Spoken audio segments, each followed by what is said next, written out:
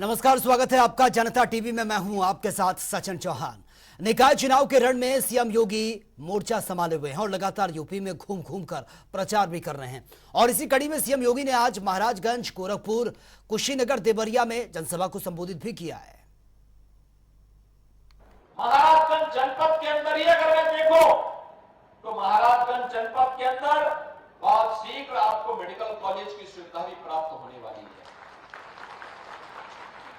प्रधानमंत्री आवास योजना में केवल नगरीय क्षेत्र में 23,700 से अधिक गरीबों को एक आवास मिल गया। प्रधानमंत्री स्वनिधि योजना में 4,700 से अधिक ठेला, खोमचा और छोटे व्यापारियों को ब्याज मुक्त ऋण मिला है। निराश्रित महिला पेंशन 39,240, दिव्यांगजन पेंशन 15,135, वृद्धावस्था पेंशन 1,16,765। इन सभी लोगों को 12,000 रुपए सालाना पेंशन की सुविधा का लाभ डबल इंजन की सरकार दे रही है।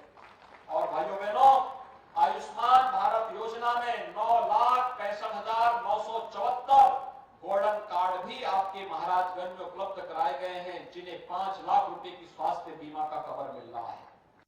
हम लोगों ने कुशीनगर जिले में प्रधानमंत्री आवास योजना शहरी, केवल शहर की बात कर रहा हूं, गांव की बात नहीं कर रहा हूं मैं, केवल शहरी क्षेत्र में 32,775 गरीबों को एक आवास दिया है। और जितनी नई नगर पंचायतें बनी है ना, जितने गरीब होंगे उनके नाम सूची में होंगे, नहीं होंगे, उनके पास अगर जमीन का कोई टुकड़ा है या पुराना जर्जर मकान भी है तो भी उनको प्रधानमंत्री आवास योजना के साथ हम लोग जोड़ रहे हैं। पीएम स्वनिधि योजना में 7,000 से अधिक स्ट्रीट वेंडर को बैंकों के साथ जोड़ करके ब्याज मुक्त ऋण उपलब्ध कराया गया है।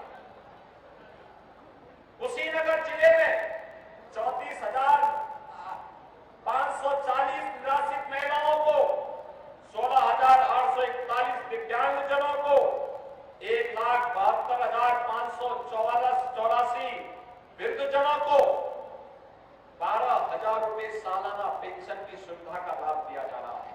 सपा बसपा का फेड इंजन प्रदूषण पैदा करता था, भ्रष्टाचार का प्रदूषण, राजनीति के अपराधीकरण का प्रदूषण, विकास की योजनाओं पे बंदरबांट का प्रदूषण, गरीब कल्याणकारी योजनाओं में डकैती का प्रदूषण। लेकिन आज विकास का एक एक पाई हर गरीब तक पहुंच रही है।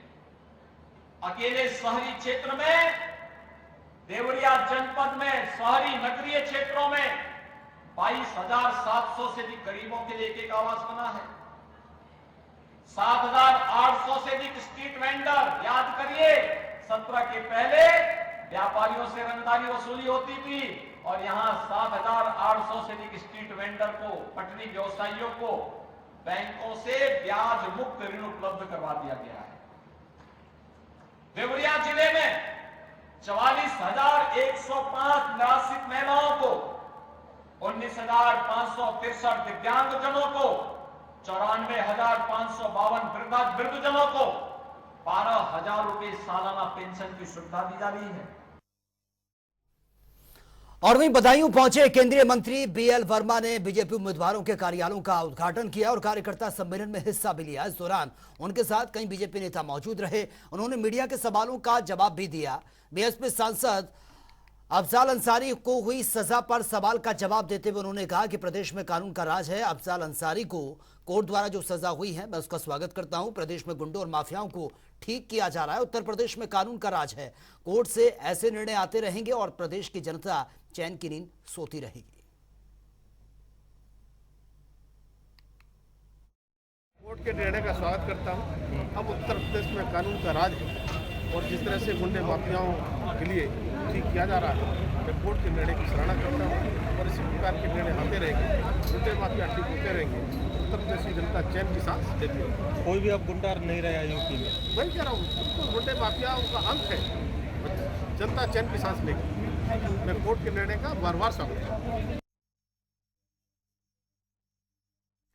भारतीय जनता पार्टी के अयोध्या महापौर प्रत्याशी के समर्थन में आयोजित प्रबुद्ध वर्ग सम्मेलन में पहुंचे डिप्टी सीएम ब्रजेश पाठक ने आजम खान के बयान पर पलटवार करते हुए कहा, अहंकार तो रावण का भी नहीं चला।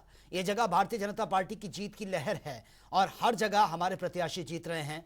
हमें आम जनता का आशीर्वाद जात धर्म संप्रदाय से ऊपर उठकर मिल रहा है और रामपुर में लोकसभा चुनाव और विधानसभा चुनाव भारतीय जनता पार्टी जीत चुकी है। देखिए, अहंकार रावण का नहीं रहा है। प्रभु राम की नगरी अयोध्या धाम से मैं इस बात को कह रहा हूँ, भारतीय जनता पार्टी की पूरे प्रदेश में लहर चल रही है। हमारे सभी प्रत्याशी चुनाव जीत रहे हैं। अयोध्या धाम में आदरणीय गिरीश पत्र त्रिपाठी जी ऐतिहासिक मतों से चुनाव जीतेंगे और जिस ढंग से आम जनता का आशीर्वाद जाति धर्म संप्रदाय से ऊपर उठकर मिल रहा है, मैं कह सकता हूँ कि कमल प्रचंड बहुमत से खिलेगा। और जहां तक उनके बयान की बात है, रामपुर में लोकसभा चुनाव और विधानसभा चुनाव दोनों भारतीय जनता पार्टी जीत चुकी है।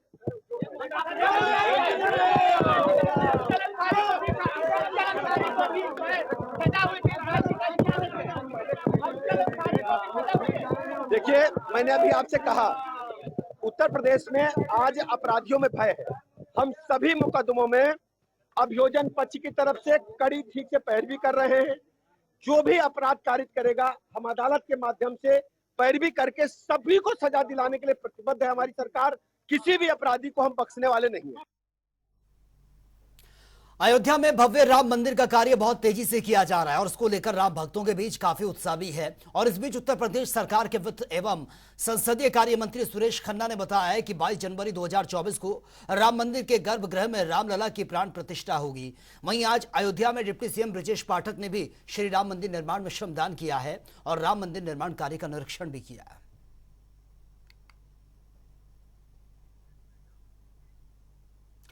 और वह मुख्तार अंसारी की सजा पर कन्नौज से सांसद सुब्रत पाठक ने कहा है कि यूपी अब बदल रहा है। साथ ही उन्होंने यह भी कहा कि पहले लोग गवाही नहीं देते थे, अब माफियाओं को सजा मिल रही है। साथ ही उन्होंने यह भी कहा कि यूपी सरकार ने माफियाओं की कमर को तोड़कर रख दिया है। मुख्तार अंसारी को आज जिस प्रकार से 10 वर्ष की जो सजा न्यायालय के द्वारा सुनाई गई है, ये बदलते नए उत्तर प्रदेश की एक निशानी है और ये वही उत्तर प्रदेश है जहाँ के ऊपर ये माफियाओं का रसूख इस प्रकार का होता था कि पूर्व में इनके खिलाफ गवाह पलट जाते थे, गवाह गवाही नहीं देते थे, न्यायालय इनके मामलों को सुनने से इनकार कर देते थे इनके खौफ के कारण से। लेकिन आज जिस प्रकार से उत्तर प्रदेश में भारतीय जनता पार्टी की सरकार आने के बाद में मुख्यमंत्री योगी आदित्यनाथ जी के नेतृत्व में जिस प्रकार से माफियाओं की कमर तोड़ दी गई, इनको उसके साथ ही साथ मिट्टी में मिलाने का जो कार्य सरकार कर रही है, आज उसी के तहत इनका जो आतंक था वो आतंक से लोग बाहर निकल रहे हैं। न्यायालय इनको सुन रहा है, गवाह इनकी गवाही दे रहा है इनके खिलाफ और आज इनको सजाएं भी हो रही हैं। निश्चित रूप से आने वाले समय में ये माफिया बिल्कुल पूरी तरीके से जमींदोज ही कर दिए जाएंगे। और आखिरकार गाजीपुर की एमपी एमएलए कोर्ट ने मुख्तार अंसारी के बाद उसके सांसद भाई अफजाल अंसारी को भी गैंगस्टर एक्ट के मामले में दोषी करार दिया है। गाजीपुर के एमपी एमएलए कोर्ट ने अफजाल अंसारी को 4 साल की सजा सुनाई है और इसके साथ ही कोर्ट ने उन पर 1 लाख का जुर्माना भी लगा दिया। आपको बता दें कि इससे पहले मुख्तार अंसारी को गैंगस्टर्स केस में गाजीपुर एमपी एमएलए कोर्ट ने दोषी करार दिया। कोर्ट ने उन्हें 10 साल की सजा सुनाई। वहीं इस मामले को लेकर कैबिनेट मंत्री संजय निषाद ने कहा कि जैसा अंसारी ब्रदर्स ने किया उसका आज उनको फल मिला है। देखिए, जो जैसा करेगा वैसा भरेगा, हमारे कबीर दास ने कहा और हमारे हर धर्म शास्त्रों में भी ऐसा लिखा, जो जैसन करो वैसन भरो।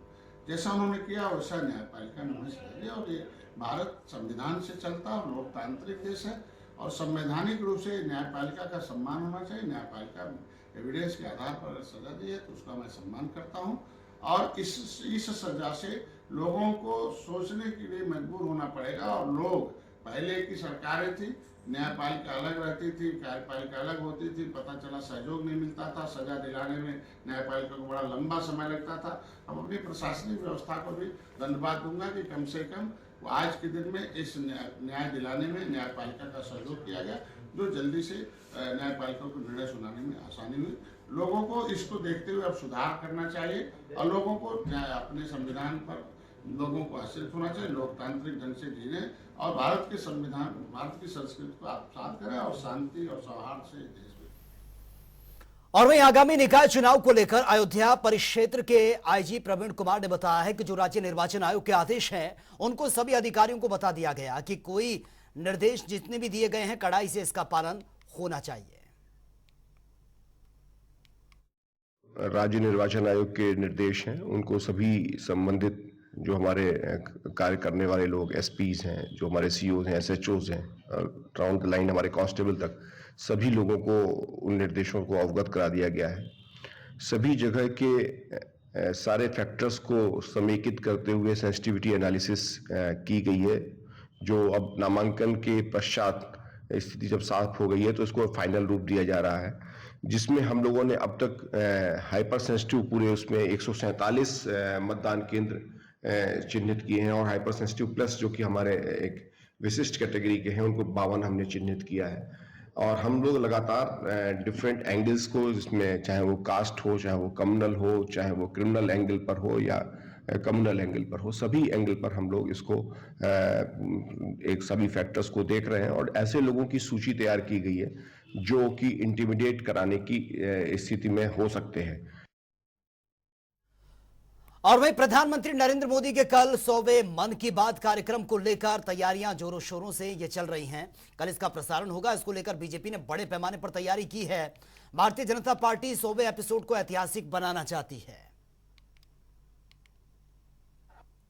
कि कल दुनिया के सबसे लोकप्रिय नेता, भारत के यशस्वी प्रधानमंत्री श्री नरेंद्र मोदी जी, जिन्होंने मन की बात शुरू की थी और उसका कल 100वां एपिसोड है।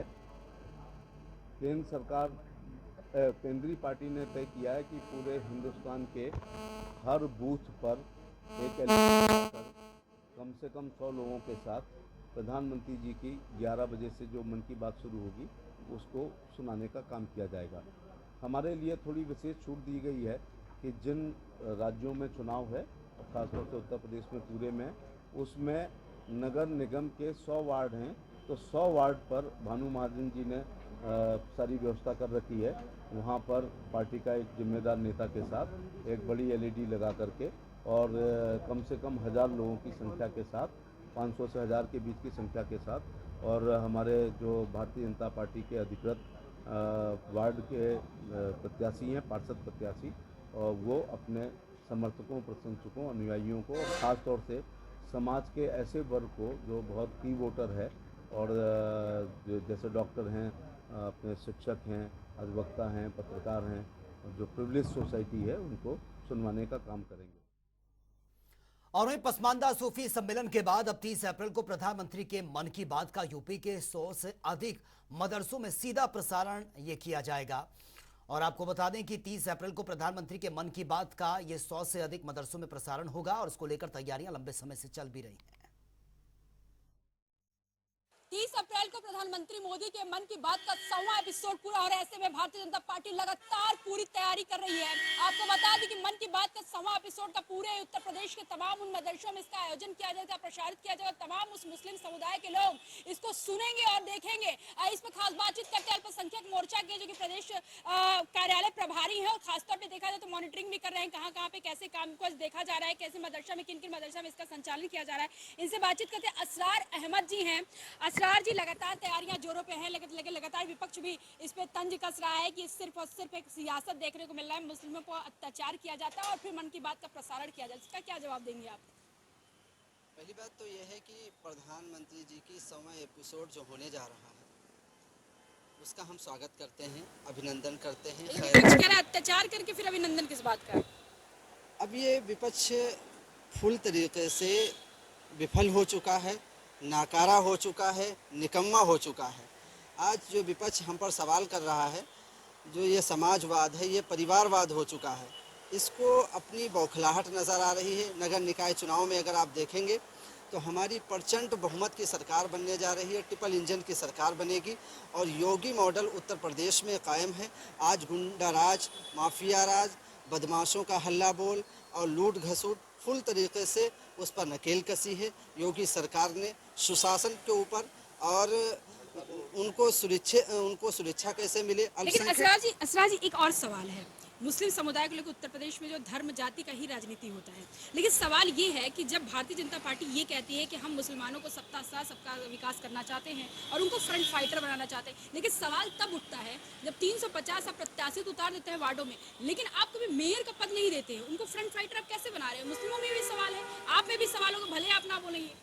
देखिए, यही तो सबका साथ सबका विकास है। हमने नगर पंचायत अध्यक्षों को टिकट दिया, बसपा को देखा आपने 11 लोगों को मेयर का पद दे दिया, आपको अपना प्रत्याशी उतारा है 11 लोगों को, 4 समाजवादी पार्टी ने उतारा, आपने एक भी मेयर पद नहीं उतारा है। देखिए, हमारे देने के बाद लोगों ने, चाहे वो समाजवादी हो और चाहे वो बसपा हो, कह रही है कि हम तो फ्रंट फाइटर बना रहे हैं। ये फुल तरीके से नाकारा है, ये निकम्मे हो चुके हैं। सपा का मामला ये है कि सपा मतलब सफा, और यूपी की जनता है उससे खफा। वो किसी को भी टिकट दे, वो किसी को भी कुछ कर है ना, भारतीय जिनको हमने टिकट दिया है वो भी भारतीय है ना। नगर निगम के लिए आप लोगों ने ये बात कही, आप लोग अपने सेल्फी मोर्चा के बीजेपी से आप लोग ये पक्ष नहीं रखा कि हमारे यहाँ पे कैंडिडेट जो मजबूत है यहाँ पे उतारना चाहिए, मेरठ हुआ, अलीगढ़ हुआ, तमाम ऐसे सहारनपुर, मुरादाबाद, तमाम ऐसे क्षेत्र है जहाँ मुस्लिमों का बाहुल्य है। देखिए, हमने भारतीयों को चॉइस किया है, हमने उन नकारात्मक सोच को बिल्कुल ख़त्म कर दिया है। अब जब देखा बीजेपी ने टिकट दे दिया 350, तो विपक्ष फुल तरीके से मूड में आया कि यार ये क्या हो गया उत्तर प्रदेश में। मुसलमानों जो हमारी राजनीति का तो हमेशा भारतीय जनता पार्टी देती रही, बस प्रतिशत बढ़ा है, 17%, 35% चला गया।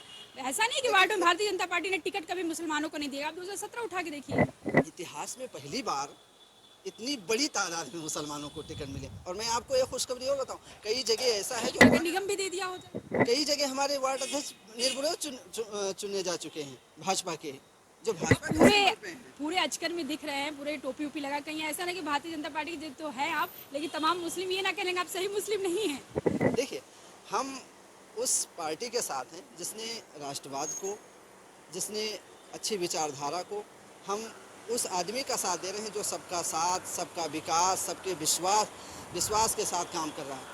हम उस पार्टी के साथ काम कर रहे हैं जो राष्ट्रवाद को बढ़ावा देती है। हम उस पार्टी के साथ खड़े हैं जो इस भारत माँ के बारे में प्यार सिखाती। हम उस पार्टी के आज पायदान के नीचे खड़े हैं जो पार्टी हमें ये बताती है कि हमें किस तरह जीना चाहिए।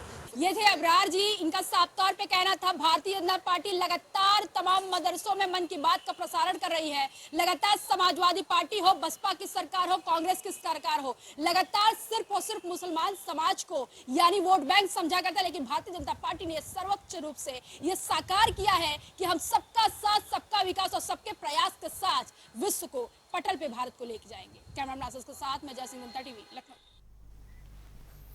ब्रजभूषण शरण सिंह के समर्थन में हनुमानगढ़ी के नागा साधु संत भी उतर आए हैं। हनुमानगढ़ी के संकट मोचन सेना अध्यक्ष महंत संजय दास की अगुवाई में हनुमानगढ़ी के नागा साधु संत ब्रजभूषण के समर्थन में उतर आए हैं और इसी को लेकर महंत संजय दास से जनता टीवी ने खास बातचीत भी की है।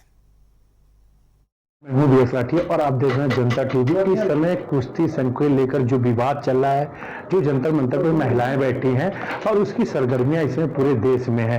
तमाम जो अलग अलग पार्टी के नेता हैं उनकी अलग अलग राय है। अयोध्या के जो संत समाज है उनका क्या कहना है हम जानेंगे। वरिष्ठ संत हैं संजय दास जी। महाराज जी, क्या मामला है और संत समाज इसको किस नजरिए से देखता है? देखिए, अयोध्या हनुमानगढ़ी भी कुश्ती मल्ल क्षेत्र से रहा है। यहाँ पे एक से एक बड़े पहलवान हुए हैं। बाबा हिंद केसरी बाबा हरिशंकर दास जी हुए हैं, पूज्य गुरुदेव महंत ज्ञानदास जी हुए हैं और भी बहुत से ऐसे महापुरुष हुए हैं पहले जो पूरे भारत में उनका डंका बजता था। तो निश्चित है जो है कुश्ती फेडरेशन आदरणीय ब्रजभूषण शरण सिंह जी के ऊपर जिस तरह से आक्षेप लगाया गया वो निंदनीय है। और जो भी माननीय सुप्रीम कोर्ट का आदेश आया है FIR के लिए, तो निश्चित है दूध का दूध पानी का पानी होगा। महाराज जी, जिस तरह से चाहे वो जो पूर्व गवर्नर रहे बीजेपी सतपाल मलिक जी, उन्होंने आरोप लगाया है और सुप्रीम कोर्ट ने इस मामले को जिस तरह से संज्ञान लिया है और जिस तरह से कार्रवाई की जा रही है, जो विपक्ष के नेता हैं लगातार हमलावर हो रहे हैं उनके ब्रजभूषण सिंह के खिलाफ, इस पर आप क्या कहेंगे? देखिए, कोई भी पॉलिटिशियन इसमें किसी को नहीं पढ़ना चाहिए। ये कुश्ती फेडरेशन का मामला है और बच्चों का मामला, उनके भविष्य को लेकर के मामला है। तो निश्चित है जो है उन्हें अपनी बात सड़कों पे न करके, जब वो कोर्ट ने आदेश दे दिया FIR दर्ज करने का, उन नेता ब्रजभूषण शरण सिंह जी के खिलाफ हो भी गया FIR, तो उसके बाद उन्हें अपने घरों पे जाना चाहिए और जो भी प्रैक्टिस है, जो भी उनकी दिनचर्या है उसे करनी चाहिए। और बाकी कोर्ट पे उन्हें विश्वास करना चाहिए। जिस तरह से ये आरोप लगाया जा रहा है, ब्रिजभूषण सिंह भी कह रहे हैं कि ये जो मामला है, जो हरियाणा के लोग हैं, एक खानदान का, वो चाह रहे हैं, जिस तरह से एलिगेशन लगा रहे हैं यूपी बनाम हरियाणा, इस पे आप क्या कहेंगे महाराज जी? देखिए, हरियाणा में कुश्ती की जो है, जो एक बहुत सबसे ज़्यादा हरियाणा में कुश्ती के क्षेत्र में जो है बच्चे रहते हैं, लेकिन जब से ब्रिजभूषण शरण सिंह जी कुश्ती फेडरेशन चीफ हुए हैं, तब से जिस तरह से पूरे भारत में पहले एक नेशनल होते थे, आज के डेट में 20-20 नेशनल हो रहे हैं।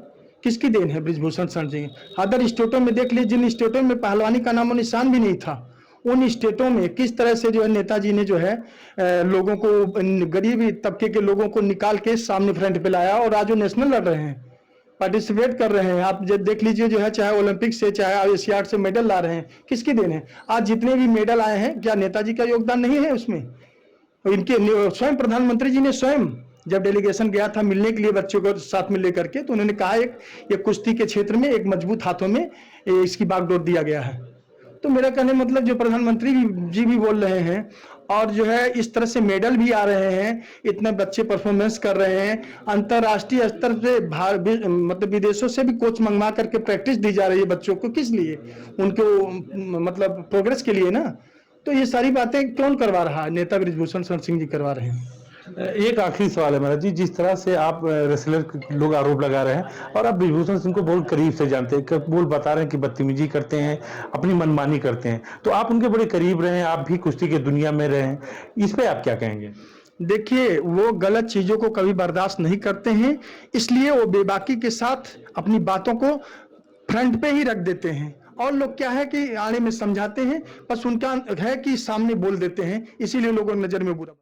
रेसलर कह रहे हैं हमें दिल्ली पुलिस पे भरोसा नहीं है, तो अब सोच लीजिए, और कौन है इसमें? विनेश फोगाट है, साक्षी मलिक है, और बजरंग पुनिया, और जितने लोग हैं वो सब रिटायर्ड हैं और वहां आके बैठ रहे हैं। जो मैं भी जानता हूं, मैं भी कैप्टन चांद्रू अखाड़े में 10 साल रहा हूं, घास नहीं छोला हूं, मुझे भी मालूम है इस चीज के बारे में, और कहां कहां से कैसे कैसे बुलाए जा रहे हैं। वहां पे रोड पे जो है प्रैक्टिस करने की जगह है, वो ये दिखा रहे हैं मीडिया को, जो है क्या दिखाना चाहते हैं। आरोप ये भी है कि आज रात में लाइट काट दी गई, पानी भोजन जो जा रहा था वो भी दिल्ली पुलिस ने वापस कर दिया। ये सब मनगढ़ंत बातें हैं, इस पे हम नहीं जाना चाहते। तो ये थे संजय दास जी, जो ब्रिजभूषण सिंह के अगर करीबी भी कहा जाए और कुश्ती मामले में बड़े करीबी से कुश्ती में दांव पेच भी दिखा चुके हैं। तो ये जो तमाम ब्रिजभूषण के ऊपर एलिगेशन लग रहे थे, जो वाइस प्रेसिडेंट के लग रहे थे, उसमें तमाम मामला सुप्रीम कोर्ट के होने के बाद में जो जांच का विषय वो क्या है, वो दूध का दूध पानी का पानी हो जाएगा। वीडियो पर्सन कृष्णा के साथ बी अतलाटी, जनता टीवी, अयोध्या।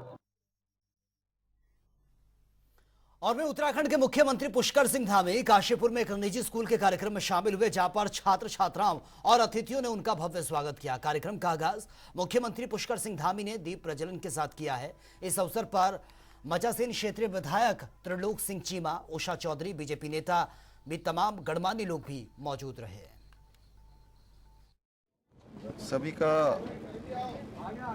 जो मंतव्य है आया है, उस पर शासन पर काम चल रहा है, काम पूरा हो जाएगा तो उसको आगे बढ़ाएंगे। वर्तमान परिस्थितियों में मंत्रिमंडल विस्तार और लाल पट्टी पर नजर है, क्या सभी काम हमारे यहाँ तय समय पर होते हैं और तय समय पर होंगे।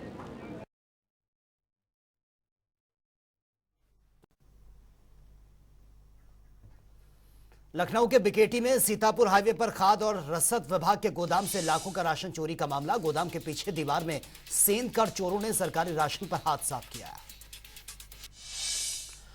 बदायूं में ताई के अंतिम संस्कार में गए 3 सगे भाई गंगा में डूबे। गोताखोरों ने तीनों के शवों को गंगा से बाहर निकाला। हजरतपुर थाना क्षेत्र के रामगंगा घाट की घटना। चंदौली पुलिस को मिली बड़ी सफलता। बबूरी पुलिस और सर्विलांस टीम ने 2 शातिर बाइक चोरों को गिरफ्तार किया।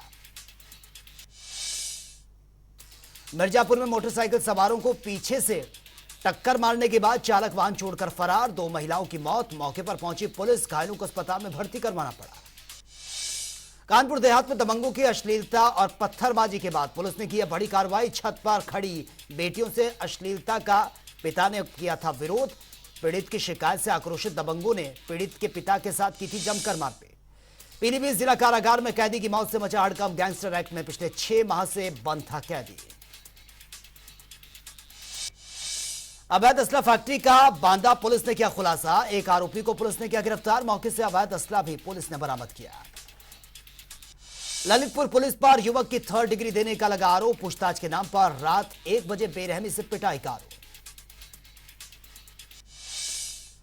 मिर्जापुर में मां विद्यावांसिनी स्वशासी मेडिकल कॉलेज के ट्रॉमा सेंटर में किया गया अब तक का सबसे बड़ी सर्जरी। अयोध्या डीएम और एसएसपी ने मंडल कारागार का किया निरीक्षण के दौरान सब कुछ मिला ओके। प्रयागराज में आम आदमी पार्टी ने प्रेस कॉन्फ्रेंस करते हुए पुलिस पर लगाए गंभीर आरोप। कहा पुराने महापौर से प्रयागराज की जनता पूरी तरह से त्रस्त है। अलीगढ़ में वोटर लिस्ट से नाम काटने पर कस्बे के लोगों में आक्रोश दिखा। पूर्ण बहिष्कार का ऐलान भी कर दिया। ललितपुर में तेज रफ्तार पिकअप ने मासूम को रौंदा। मासूम की दर्दनाक मौत। घर में मचा कोहराम।